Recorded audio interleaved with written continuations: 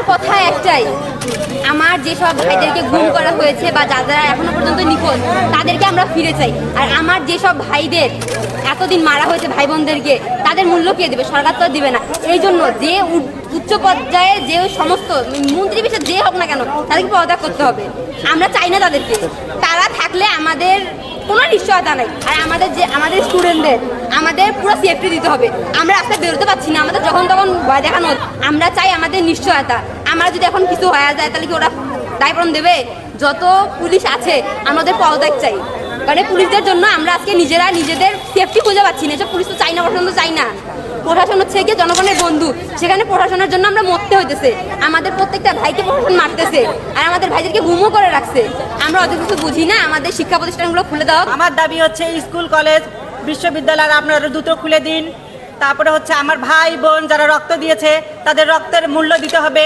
তাদের সঙ্গে প্রশাসনিক যত বড় ক্ষমতা জড়িয়ে আছে তাদেরকে পদত্যাগ করতে হবে।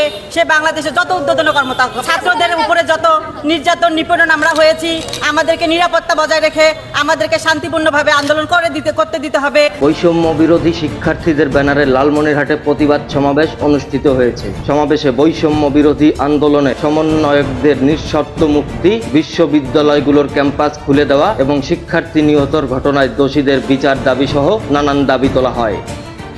মঙ্গলবার 30 জুলাই 2024 বিকেল 5:30টায় লালমনিরহাট শহরের কালেক্টরেট মাঠ থেকে প্রতিবাদ সমাবেশ যাত্রা শুরু হয়। সেখান থেকে মৌন মিছিল ও গানের তালে তালে মুখ মিলিয়ে শিক্ষার্থীরা শহরের নর্থ বেঙ্গল মোড় প্রদর্শন করে মিশন মোড় পয়েন্টে এসে সেখানে 10 মিনিট অবস্থান নেয়। এ সময় আশেপাশে পুলিশ, বিজিবি সহ আইন শৃঙ্খলা বাহিনীর সদস্যরা সতর্ক অবস্থানে থাকেন। মিছিলে নানা রকম প্লাকার্ড দেখানো হয়। অন্যদিকে মিছিলে নানা রকম প্লাকার্ড দেখা যায়, সেখানে লেখা দিনের বেলা নাটক করো, রাত হলে আটক করো, আমার ভাইয়ের রক্ত বৃথা যেতে দিব না।